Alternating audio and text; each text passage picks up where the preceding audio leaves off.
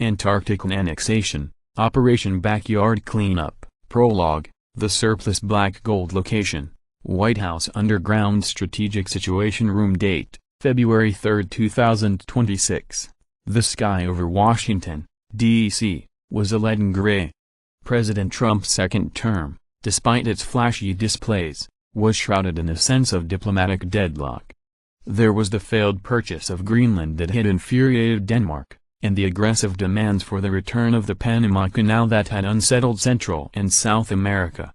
Above all, the intervention in Venezuela, supposedly the administration's greatest war trophy, had become an unexpected headache. With the collapse of the Maduro regime, the oil resources of the Orinoco Basin, boasting the world's largest reserves, finally fell into American hands. However, it brought a hangover rather than a toast. The vast quantities of heavy crude oil secured were full of impurities and the refining costs were too high to find buyers. This massive inventory of oil, now effectively black trash, was pushing Texas storage facilities to the breaking point. It was then that Jack Stone, a fixer for the military-industrial complex, whispered a solution to the president. "Mr. President, South America is our backyard, but right now, it's full of trash. Remnants of communism, drug cartels, and this problematic Venezuelan heavy oil.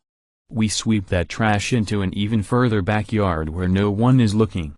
That, sir, is Antarctica." Chapter 1, The Devil's Presentation. Stone pointed to the white continent at the bottom of a massive globe. Trump was polishing his golf clubs, looking uninterested. "Antarctica? That's just ice. Who's there besides penguins?" Stone was prepared. He projected a map of Antarctica and drew a red line bisecting the continent. "Sir, look closely at the map. The western half of Antarctica, between 20 and 170 degrees west, is geographically an extension of the American continent. In other words, it falls within the scope of the Monroe Doctrine. We will establish the United States Southern Special Administrative District here." "I like the idea of more land. But what about the ice?" "That's where the Venezuelan oil comes in." Stone grinned. "If we can't refine it, we burn it. Or rather, we melt it. We spray the heavy oil, mixed with newly developed additives, directly onto the ice sheets to melt them via thermochemical reaction. We'll call it thermal geoengineering for resource exploration. Rare earth minerals lie beneath that ice. We dispose of the problematic oil, expand our territory, and gain resources. 3 birds with 1 stone." The environmentalists will complain. We'll tell them, it's a climate change measure. By melting the ice in a planned manner under our management, we are controlling sea level rise. Laughs. "The budget comes from defense spending. It'll create jobs too." Chapter 2, Operation Launch and Global Confusion. Trump clenched his fist. "You're a genius, Jack. Buying Antarctica with Venezuelan trash. Make Antarctica great again. Get to work immediately." February 14, 2026. White House Press Secretary statement today, "The President has approved Operation Backyard Cleanup. This is a historic decision for Western Hemisphere security and energy independence." The operation was swift and blunt. A fleet of tankers loaded with heavy oil departed from Venezuelan ports, escorted by the icebreakers, a strategic ice-breaking fleet equipped with thermal melting gear. The flagship was a massive offshore plant ship converted from a former aircraft carrier, the USS Meltorius, commonly known as the Trump Melter. The international community was in an uproar. Chile and Argentina screamed sovereignty violation at the UN, while Russia began missile exercises, calling it the complete destruction of the Antarctic Treaty. China reacted immediately, stating, "If the West belongs to America, the East is all ours," and doubled its base construction materials. However, Trump simply posted on X, formerly Twitter, "Antarctica is America's. Melting the ice with Venezuelan oil to build a new resort. A paradise closer than Mars." MAGA. Chapter 3, Collapse on the Ground, Black Ice, Top Secret Communication Log, Level, Black Ice from, Captain James Magma Harrison, USS Meltorius State, February 28, 2026. 4:17 local time. 2, Department of Antarctic Development, POTUS eyes only. Mr. President, I am losing my mind. It has been 2 weeks since the operation began, and it is hell on the ground. 1. Physical failure of controlled liquefaction. The Venezuelan heavy crude was worse than expected. In the extreme cold, -18 degrees Celsius, the sprayed oil did not melt the ice cleanly. Instead, it mixed with the ice and underwent a phase change, forming a high-viscosity black gel-like wall around the ship. It is a prison of black slime, neither sea nor ice. The science team calls it an unexpected phase change, but essentially, we are trapped in the world's largest oil-soaked gum. It has fouled the propellers, the engines have stopped, and we are immobilized. 2. The ecosystems counterattack. Approximately 70,000 Adelie penguins have swarmed our work area seeking heat. They don't mind getting covered in oil, they use the sticky ice as a slide to jump onto the decks. My executive officer, who initially called them cute, is now crying in the infirmary, muttering that they are black devils. The oil-coated penguins have high heat retention and move 3 times faster than usual. They are taking over the ship. Chapter 4, The Magic of Reframing and Propaganda. 3. Trash, not resources. We found no rare earths. What the drills brought up were 1950s Coca-Cola bottles and massive amounts of plastic debris. This isn't a treasure trove of resources, it's the Earth's trash can where 70 years of ocean currents have deposited waste. I request rescue. No, let us retreat. This is no place for humans. In Washington, Jack Stone read Harrison's desperate report and nodded with satisfaction. He immediately typed a reply. Subject, Situation report. Wonderful results, Captain. You need to change your perspective. Regarding the black gel wall, it is not a failure. It is a natural fortress. Report that the strongest fortress foundation has been completed, impenetrable even to enemy submarines. Regarding the Coke bottles, that is the key to victory. The discovery of Coca-Cola is historical and cultural evidence that this was American territory. Secure them as sacred relics for use in international courts. Regarding retreat, denied. Your ship does not need to move. As of today, it is designated as the structural foundation for the Trump Antarctic Tower Hotel, Building No. 1. Wait for guests. As a finishing touch, Stone sent in an exclusive Fox News film crew. Fox News special program Antarctica, The New Frontier live broadcast. Tucker Carlson-style anchor in the studio. Liberal media is screaming environmental destruction, but American pioneering spirit is blooming on the ground. Mike, what's the situation? On-site footage, heavy noise and camera shake. Background is a pitch black, muddy plain. The sky is dark. Reporter Mike, screaming, "This is Mike on the scene. Look at this. Magnificent sight. Venezuelan energy is warming the icy plateau." The camera pans. A swarm of black, oil-soaked penguins are climbing the ship like zombies. Mike, oh. Look. Even the local wildlife has gathered, resonating with the MAGA spirit. They are very friendly. Whispering, "Hey, that one's biting my leg, kick it away." Studio, anchor, how moving. They must be gathering for the new warmth. Even the penguins want to be American. On-site Mike, exactly. And over there is the newly established Hotel Antarctica. Formerly the USS Meritorious. The black liquid around the ship is, the source of a geothermal spa. It has very good ingredients for the skin. Oil splashes on his face, explosions and the sound of something collapsing in the background. Mike, with a strained smile, whoa. Those are fireworks celebrating the start of development. This is truly paradise.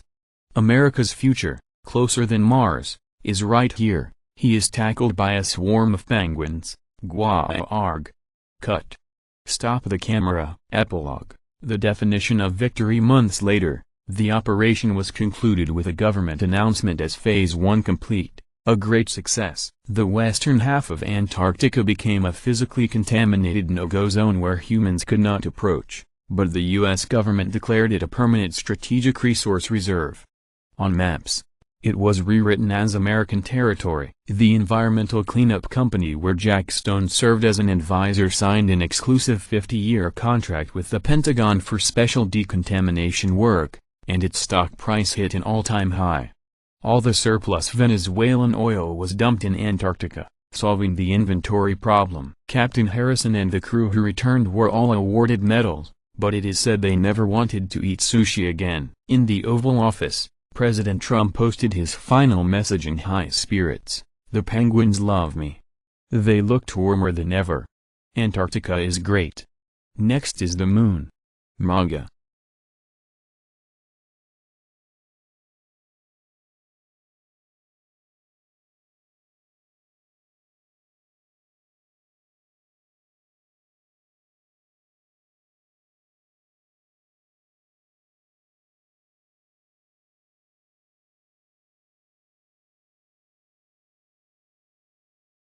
All right, let's get right into it. Today, we are breaking down an absolutely wild piece of speculative political satire. It's the story of Operation Backyard Cleanup, a geopolitical gambit so audacious you almost have to see it to believe it. So, to really get this, we have to start with the central problem that kicks the whole story off. It all boils down to this one question. What do you do when something that's supposed to be black gold turns out to be just black garbage? Okay, so the story starts in February 2026. Picture this. We're deep inside the White House Situation Room. It's the second term of a fictional Trump administration, and they're dealing with the, let's call it the aftermath of a big foreign policy win. See, after making a big move in Venezuela, the administration got its hands on the country's huge oil reserves. But there was a catch. This stuff, this super heavy crude, was so gunky and so expensive to refine that it was basically worthless. It was literally piling up in Texas storage facilities, just black garbage. And this is where a guy named Jack Stone, a classic military-industrial fixer, steps into the room. He doesn't see a problem. He sees an opportunity. And he pitches the president an absolutely radical solution for what to do with all this garbage. So let's dig into the plan itself, because this is where things go from a simple waste disposal problem to one of the boldest geopolitical plays you can imagine. This was never just about getting rid of oil. Step 1 of Stone's pitch, just claim a huge chunk of Antarctica. Seriously, the argument was that Western Antarctica is kinda sorta attached to the Americas, so under a newly expanded Monroe Doctrine, it's fair game. They'd call it the United States Southern Administrative Region. Now, the twisted genius of this whole thing was how it framed 3 completely insane goals as a single efficient strategy. You get rid of the worthless oil by burning it, which melts the ice, which creates new land, which then gives you access to all the rare earth minerals you think are buried down there. 1 stone, 3 birds. And what was the president's reaction to this wild scheme? He thought it was genius. He loved it. He immediately greenlit the whole thing, gave it that familiar slogan, and told Stone to make it happen. So, with the president's blessing, the mission, officially called Operation Backyard Cleanup, gets moving with terrifying speed. A whole fleet is scrambled to go carry out this unprecedented plan. And when I say fast, I mean fast. The White House announces the operation on Valentine's Day. The very next day, a fleet, led by a massive ship called the USSV Meltorius, leaves port. And the day after that, the entire world justifiably freaks out. The global reaction was exactly what you'd expect. Chile and Argentina, the closest neighbors, immediately cried foul at the UN. Russia called it a total violation of the Antarctic Treaty and started running missile drills. And China? China just went ahead and basically claimed the other half of the continent for themselves. Meanwhile, as the world is on the brink of a major crisis, the president just hops on social media. He brushes off all the criticism and reframes the whole mission as a plan to build a fantastic new resort. You know, a paradise that's closer than Mars. But here's the thing. The story being told in Washington, it was a galaxy away from the catastrophic reality that was actually unfolding down on the ice. And we know this because of a secret log from the mission's commander. Not even 2 weeks in, the commander of the flagship, a Captain James Magma Harrison, sends a frantic, desperate message straight to the president. And he doesn't mince words. He says the whole thing is a living hell. So let's just run down the checklist of how badly everything went. The oil didn't melt the ice, it just mixed with it and created this thick black slime that trapped the ship. Then, about 70,000 penguins, drawn by the heat, swarmed the ship all covered in oil. And those precious rare earth minerals? Yeah, they found a 1950s Coke bottle and a bunch of plastic. That's it. So, you've got a total unmitigated disaster on your hands. The mission's a complete failure, right? You pack up and go home? Nope, not at all. Instead, Washington did something kind of remarkable. They just changed the definition of success. And this is just a masterclass in political spin. That black slime prison trapping the ship, that was now a natural defensive fortress. The old Coke bottle? That became historical proof of America's claim to the land. And the ship, stuck and going nowhere? Well, that was just the foundation for the future Trump Tower. And to sell this new reality to the public, they flew in a news crew for an exclusive report. The reporter is on camera just screaming about how the local wildlife is flocking to the MAGA spirit, while you can hear him whispering for someone to kick a penguin that's chewing on his leg. It's absolute chaos, presented as a magnificent triumph. So, in the end, was it a success? Well, officially, yes. The oil was gone, and our fixer, Jack Stone, he landed a 50-year exclusive Pentagon contract for the cleanup, which, surprise, surprise, caused his company's stock to shoot up by over 1,200%. And the final official word from the administration? A tweet declaring total victory, claiming the Penguins loved him and had never been warmer. It's a biting satire, of course, but it leaves you with a pretty serious question. In an age of nonstop spin, when reality itself feels like it's up for debate, who actually gets to decide what a win really is?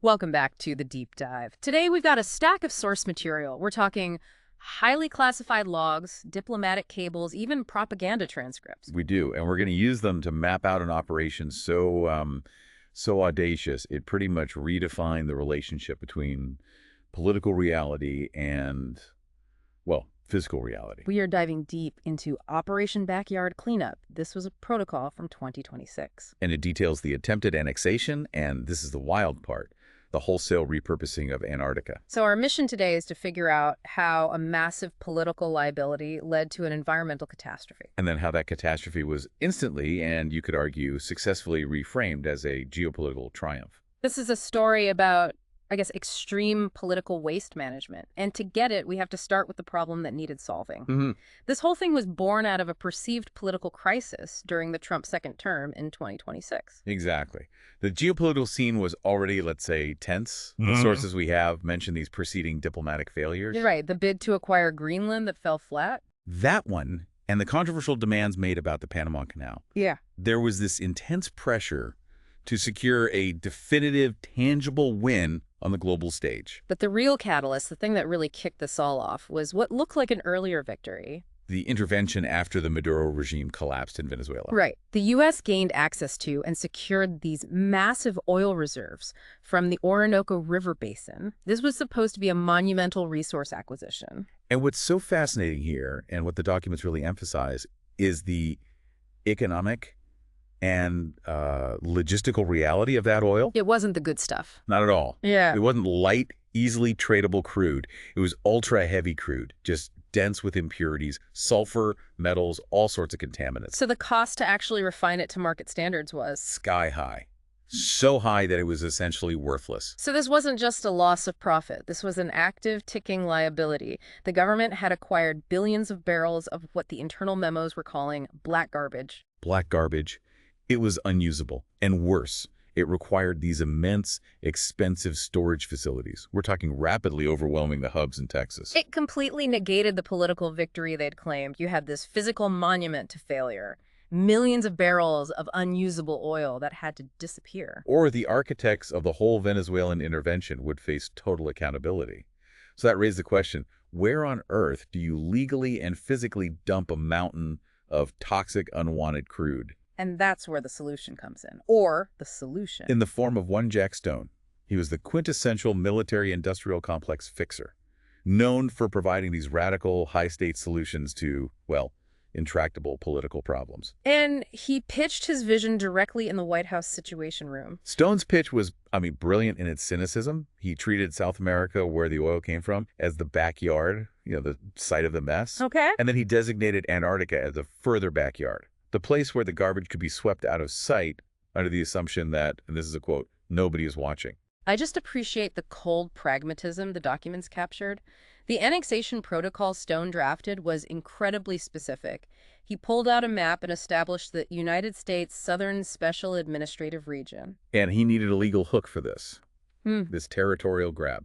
He claimed the western half of Antarctica, west longitude 20 to 170 degrees, geographically fell under the Monroe Doctrine. The Monroe Doctrine. Arguing it was an extension of the Americas. Wait, claiming the western half of Antarctica under a 200-year-old doctrine designed to stop European colonial interference in the Americas?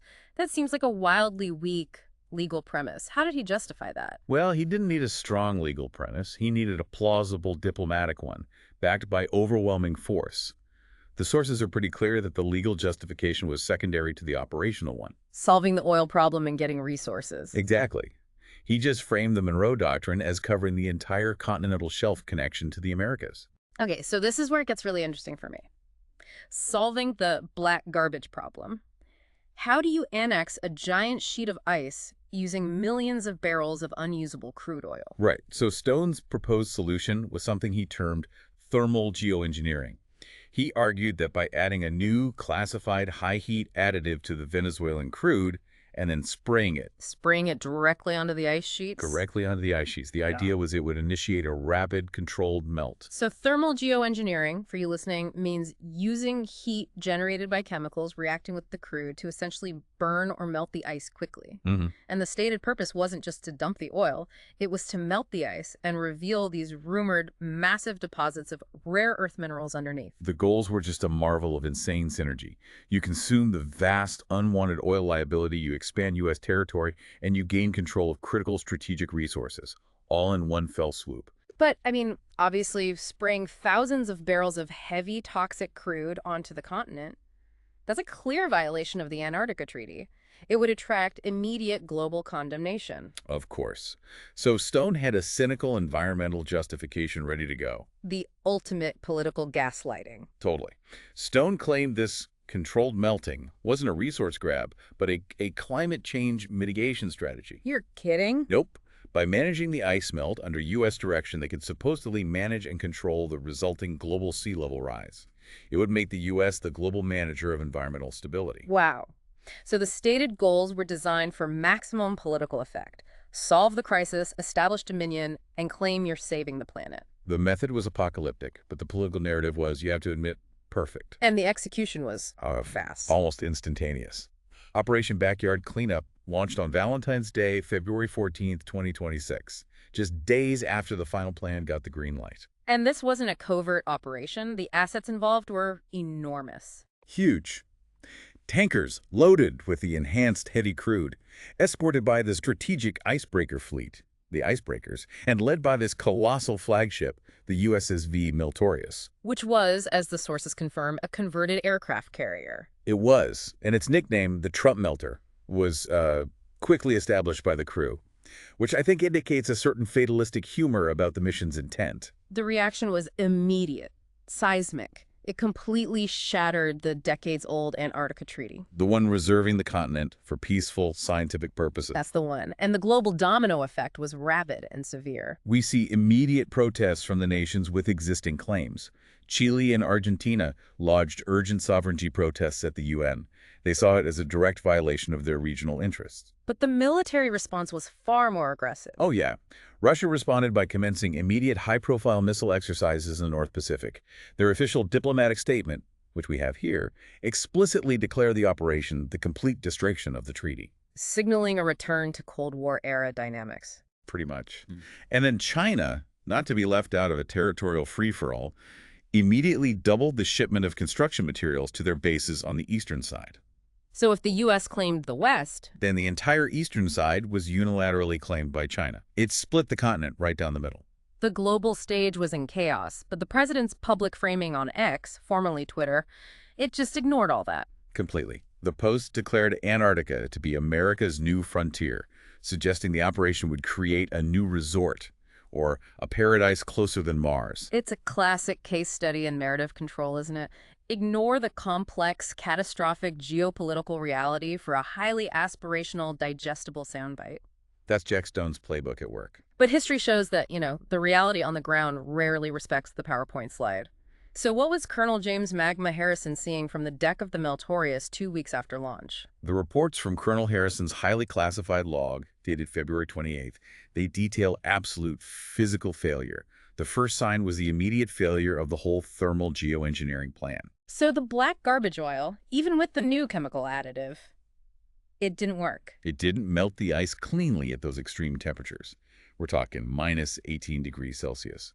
Instead of liquidizing the ice, the heavy crude combined with the sub-zero environment, and it underwent what the scientists called an unexpected phase change. Which means? Essentially, the additive failed. Instead, the crude mixed with the freezing slush and water to form this massive, high-viscosity, incredibly sticky asphalt-like substance. Harrison described it as a high-viscosity black gel wall. A black slime prison. That's the phrase he used. Yeah. It rapidly surrounded the entire fleet. The entire operational fleet, including the flagship Meltorius, was trapped, engines clogged, propellers fouled. The whole thing just ground to a halt, immobilized by a synthetic glacier of toxic black goo. And if that wasn't disastrous enough, what followed was a surreal biological nightmare. Harrison's log notes that approximately 70,000 Adelie penguins were immediately drawn to the area. Drawn to the heat from the equipment and the chemical reaction, they descended on the ships. And they became coated in the heavy crude, which, paradoxically, didn't kill them right away. Instead, the crude acted as super insulation and a sort of biolubricant. Making them warmer. And faster. The oil-coated penguins, now critically warmer and surprisingly agile, moved, according to the log, 3 times faster than normal. He calls them black, high-speed demons. So the ships were just overrun. Completely. The crew couldn't clear the decks, couldn't start maintenance. Harrison's second-in-command reported that the ship was being, quote, controlled by the penguins. That is a stunning detail. The solution fails, and then it creates an ecological event that physically hijacks the fleet. But there was one last disappointment. The promised rare earth minerals. Right. The drilling operations, which had cost millions, failed completely. They didn't pull up any valuable resources. Nothing. Instead, the drill only pulled up massive fragments of broken plastic and abria, and with bizarre specificity, 1950s Coca-Cola bottles. The area wasn't a resource-rich landmass. It was Earth's garbage dump, where currents had deposited refuse for decades. The oil was black garbage covering human garbage. Colonel Harrison's log concludes with a desperate plea for immediate withdrawal and a full environmental containment effort. He detailed the psychological toll, the physical contamination, the total failure of the objective. But back in Washington, Jack Stone gets that report and immediately formulates an aggressive reframing strategy. This is a masterclass in political spin. Absolutely. Where physical facts are just instantly negated by narrative, Stone essentially told Harrison that the colonel was focusing too much on the literal. So every single failure was redesignated as a strategic asset. Every single one. The black gel wall that trapped the fleet. That was immediately redesignated a natural fortress. A natural fortress. The strongest possible defensive perimeter to repel enemy submarines or rival claims. It turned an immobilization into a defensive strength. And the discovery of the 1950s Coke bottles, that wasn't garbage. Oh no. That was instantly claimed as historical cultural evidence of a prior U.S. presence and territorial claim. An artifact, essential for international court proceedings. And the ultimate twist, the disabled, polluted USSV Meltorius, stuck in the black slime, was instantly declared the foundational structure for the Trump Antarctica Tower Hotel, Unit 1. This strategy just shows how a crisis can be immediately leveraged into an opportunity. It's a perfect template for how modern political actors manage catastrophic failure. Don't fix the problem, just change the definition of success. And to seal this new reality, Stone sent a live broadcast team from Fox News to the site just days later to sell the vision to the American public. The source documents give a priceless account of this broadcast. It was called Antarctica, the New Frontier, and the contrast was key to the narrative. The polished, glowing studio in D.C. versus the chaotic, noisy, black and muddy field report. The field reporter was desperately trying to stick to the script while standing knee-deep in goo. Surrounded by chaos. He tried to spin the high-viscosity black slime, not as an environmental disaster, but as a geothermal spa source for future hotel guests. But the most crucial piece of propaganda was the penguin attack. Yes.